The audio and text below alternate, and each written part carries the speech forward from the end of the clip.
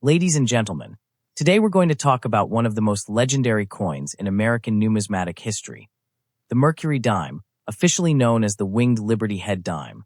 This beautiful silver dime was minted from 1916 to 1945, and its design is so iconic that collectors still treasure it to this day.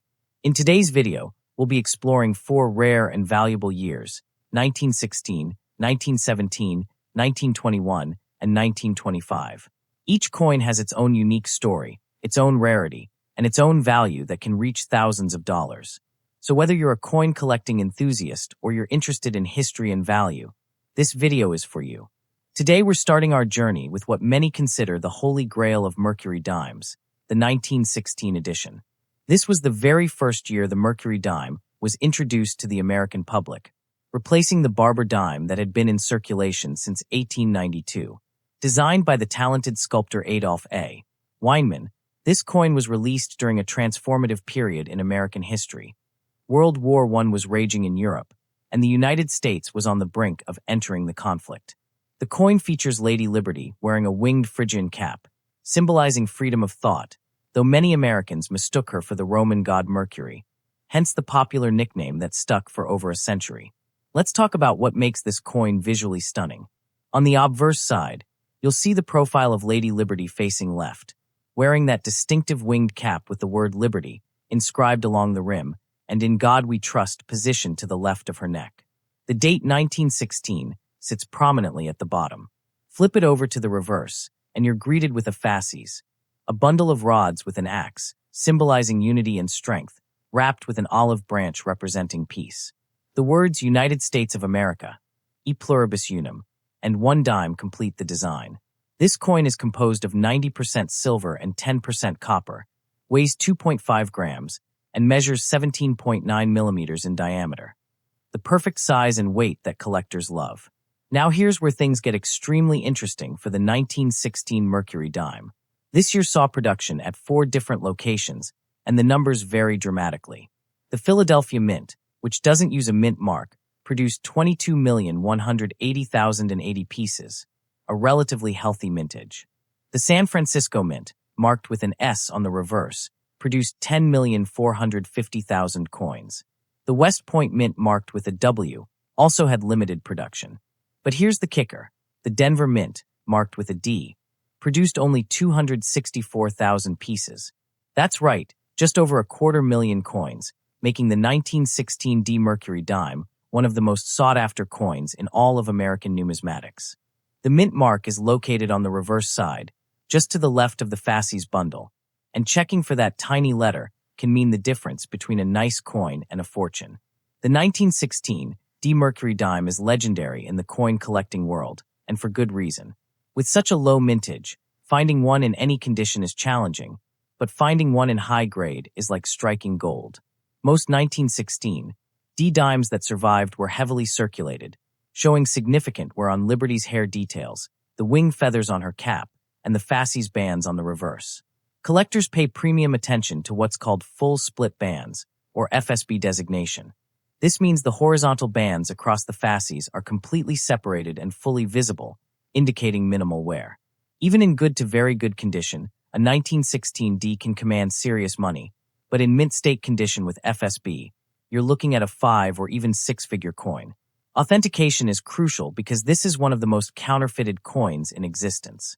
Let's talk numbers, because the 1916 D Mercury Dime is where collectors open their wallets wide. A heavily worn example in good, for condition typically sells for $1,000 to $1,500. Move up to fine condition, and you're looking at $2,500 to $4,000. In extremely fine condition, prices jump to $8,000 to $12,000. But here's where it gets truly exciting.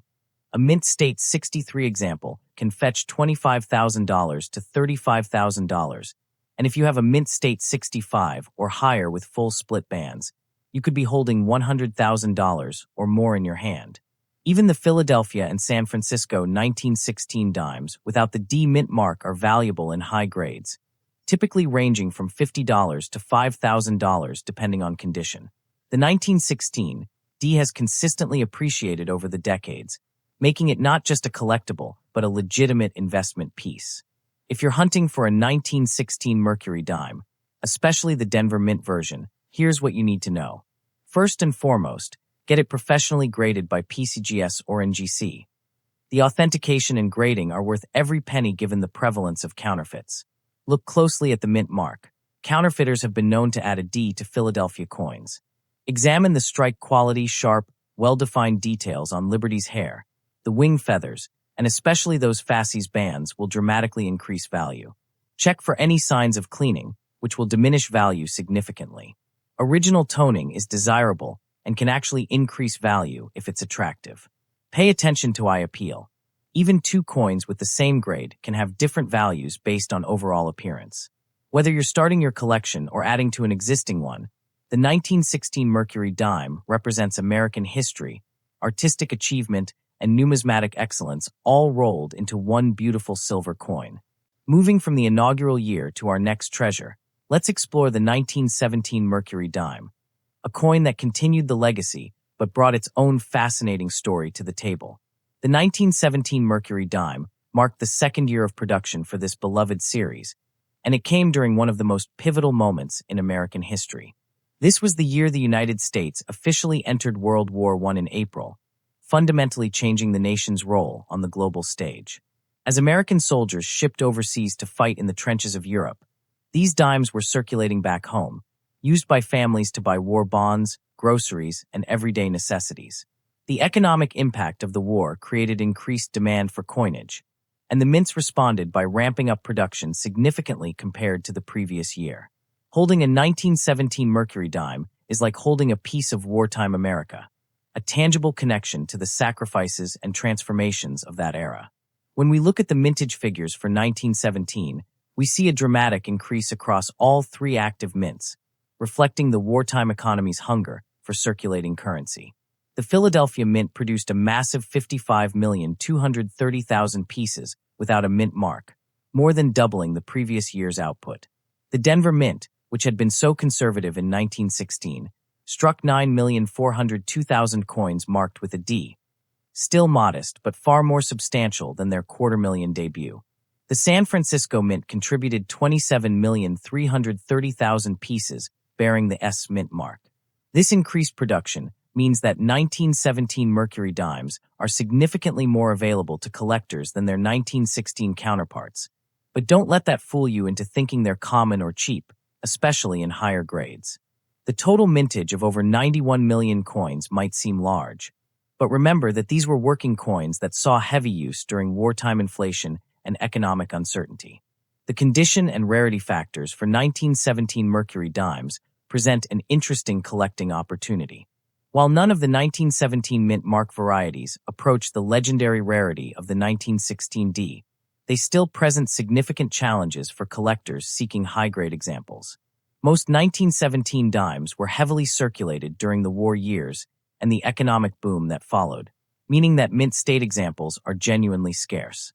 The Denver Mint coins, while more plentiful than 1916 D, remain the key date for this year and command premiums across all grades. Look for that full split bands designation on the reverse. It's just as important here as with any Mercury Dime, and it can double or triple the value of higher-grade specimens. Coins with original mint luster, sharp strikes on Liberty's wing feathers and hair details, and clean surfaces without distracting marks are the holy grail for collectors focusing on this year. Now let's discuss what really matters to collectors: the market value and what you can expect to pay or receive for a 1917 Mercury Dime. The Philadelphia coins in circulated grades are quite affordable, with good condition examples selling for $3 to $5, fine condition ranging from $8 to $15, and extremely fine specimens commanding $30 to $50. However, jump to mint state and prices escalate quickly. MS-63 examples run $150 to $250, while MS-65 or better can reach $800 to $1,500, especially with full split bands. The 1917 D Denver Mint coins carry substantial premiums. Good condition starts at $15 to $25. Fine condition ranges $50 to $100. Extremely fine jumps to $200 to $400, and mint state examples can command $1,500 to $3,000 in MS-63, with MS-65 specimens reaching $8,000 to $15,000 or more.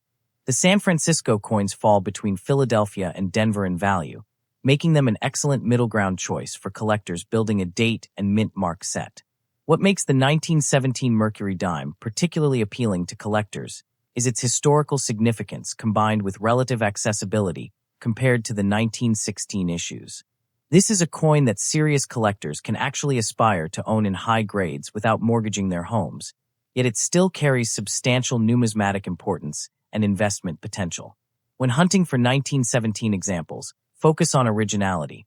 Coins that haven't been cleaned, retoned, or otherwise altered will always command premium prices. The Denver Mint Mark version should be a priority if you're building a key date collection, as it represents the second year of Denver production and maintains strong demand. Pay attention to the strike quality, particularly on the Fassy's bands and Liberty's hair. Weak strikes were not uncommon in this high production year, so sharply struck examples stand out. Whether you're drawn to the Philadelphia, Denver, or San Francisco Mint, the 1917 Mercury Dime offers a perfect blend of history, beauty, and collectability that defines what makes coin collecting such a rewarding pursuit. From the wartime production of 1917, we now jump ahead to one of the most intriguing and challenging years in the Mercury Dime series, the 1921 edition, a coin that tells a story of economic hardship and scarcity.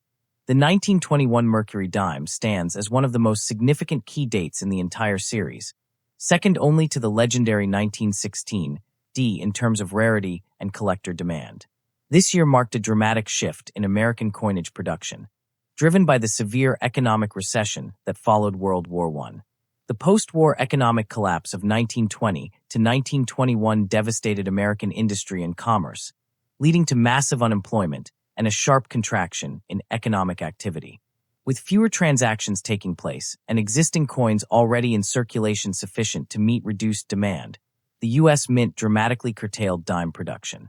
Only two mints operated for Mercury Dime production this year, Philadelphia and Denver, while San Francisco sat completely idle. This economic context makes every 1921 Mercury Dime a survivor of one of America's most challenging economic periods, a tangible reminder of the hardships faced by ordinary Americans during the Depression that preceded the Roaring Twenties. The mintage numbers for 1921 tell a stark story that makes collectors' hearts race. The Philadelphia Mint produced just 1,230,000 pieces without a mint mark, a staggeringly low figure compared to the tens of millions struck in surrounding years. But even more dramatic is the Denver Mint's output of only 1,080,000 coins bearing the D Mint mark, making it the second lowest mintage in the entire Mercury Dime series after the 1916 D. Combined, barely over 2.3 million dimes were produced in 1921, representing a production collapse of over 95% compared to typical years. These microscopic mintage figures mean that 1921 Mercury Dimes, particularly from Denver, are genuinely rare coins. Unlike some key dates, where millions were made but few survived in high grades, the 1921 issues were rare from day one. Finding either mint mark variety is a challenge, and locating high-grade examples is exponentially more difficult because most survivors show heavy circulation from decades of use. The rarity and condition challenges of 1921 Mercury Dimes cannot be overstated. Because so few were minted during an economic depression, most coins that survive today show extensive wear from years of heavy circulation. Many were lost, melted, or worn smooth over the decades. Finding a 1921 or 1921D in about uncirculated condition is genuinely difficult, and locating true mint state examples is a serious undertaking that requires patience, deep pockets, and often years of searching. The full split bands designation becomes even more critical and rare for this year. The percentage of 1921 dimes with FSB is minuscule compared to other dates. Strike quality varies considerably, with many examples showing weakness on the Fassy's bands, even in higher grades. The Denver coins tend to have slightly better strikes than Philadelphia on average, but both present challenges. Authentication is absolutely essential because counterfeiters target this date heavily, adding fake mint marks to common date coins or creating complete counterfeits from scratch. Let's talk about the investment and value proposition of the 1921 Mercury Dime, because this is where serious money changes hands. Even in heavily worn good condition, a 1921 Philadelphia coin commands $75 to $125, while the 1921 D starts at $100 to $150. Move up to fine condition, and you're looking at $200 to $350 for Philadelphia and $250 to $450 for Denver. In extremely fine condition, prices jump dramatically to $800 to $1,200 for the no Mintmark version and $1,000 to $1,500 for the Denver issue. But here's where it gets truly serious. About uncirculated examples run $2,000 to $3,500 for Philadelphia and $2,500 to $4,000 for Denver. In Mint State 63, you're looking at $5,000 to $8,000 for Philadelphia and $6,000 to $10,000 for Denver.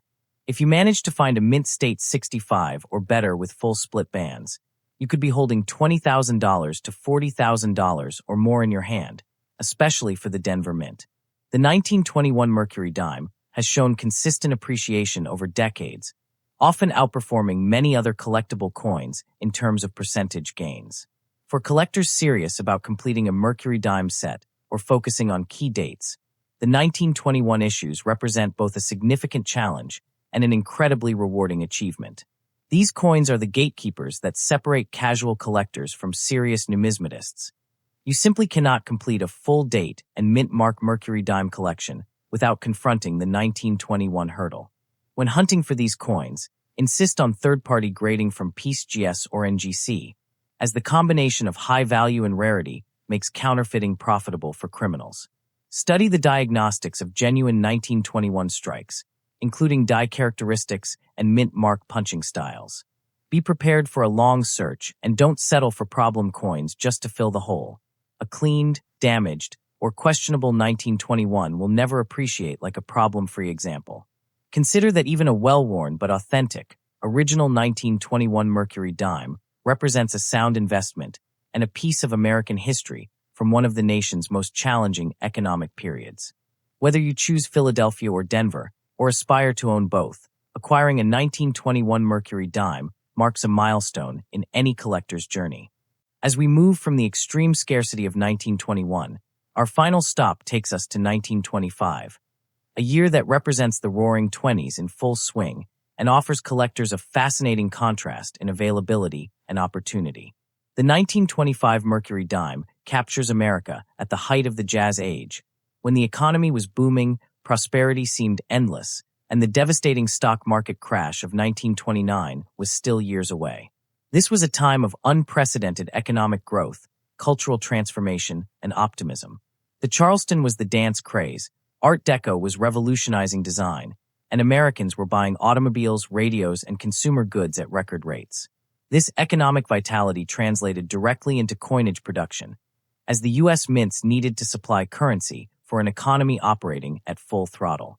The 1925 Mercury Dime circulated through speakeasies during Prohibition, passed through the hands of flappers and factory workers alike, and facilitated countless transactions during one of America's most dynamic decades. Each coin from this year is a small silver ambassador from the Roaring Twenties, carrying with it the energy and spirit of that remarkable era. Looking at the production figures for 1925, we see robust mintage across all three active minting facilities, reflecting the strong economic conditions of the mid-1920s. The Philadelphia Mint produced 25,610,000 pieces without a mint mark, a healthy number that indicates strong economic activity. The Denver Mint struck 5,117,000 coins bearing the D Mint mark, a respectable quantity that makes this date more available than many other Denver issues. The San Francisco Mint contributed 5,850,000 pieces with the S Mint mark, slightly outpacing Denver's production. While these mintage numbers are substantial compared to the scarcity years of 1916D and 1921, they're actually moderate by Mercury Dime standards, especially for the Denver and San Francisco mints. What's particularly interesting is that despite these reasonable mintage figures, finding high-grade examples with sharp strikes and full split bands remains a genuine challenge, because most 1925 dimes entered heavy circulation and were used extensively throughout the remainder of the 1920s and into the Depression era. The condition dynamics of 1925 Mercury dimes present an interesting paradox for collectors.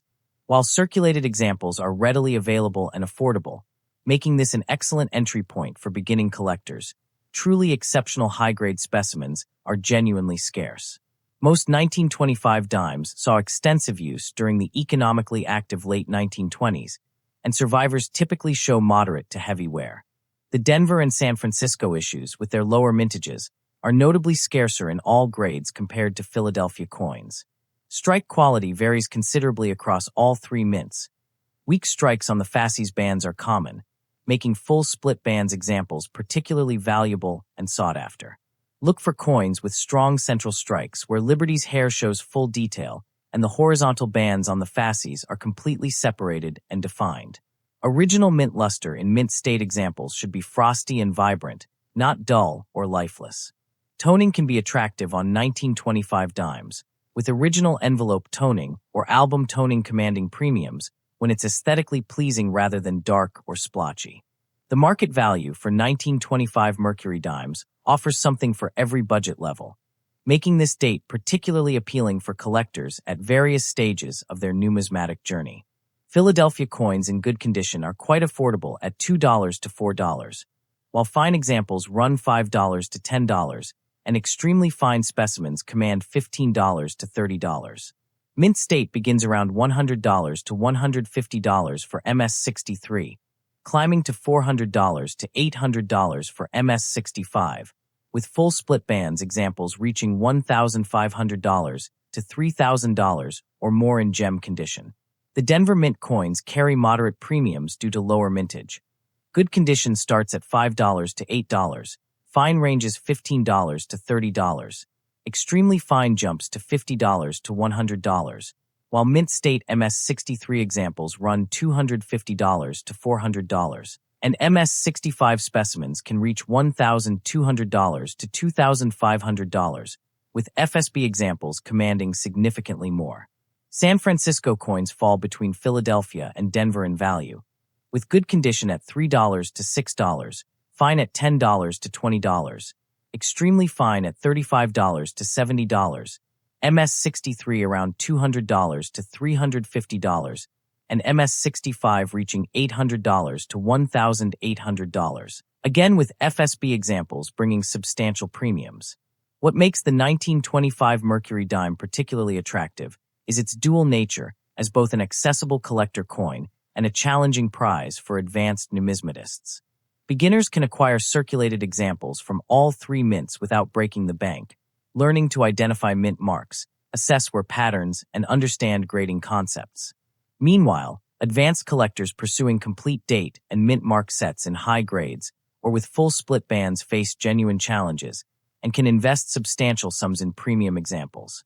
The 1925 represents the essence of what makes Mercury dimes such enduring favorites among collectors: beautiful design, historical significance, silver content, and a range of availability that accommodates various collecting goals and budgets. When searching for 1925 examples, focus on originality and eye appeal rather than just settling for the cheapest available option.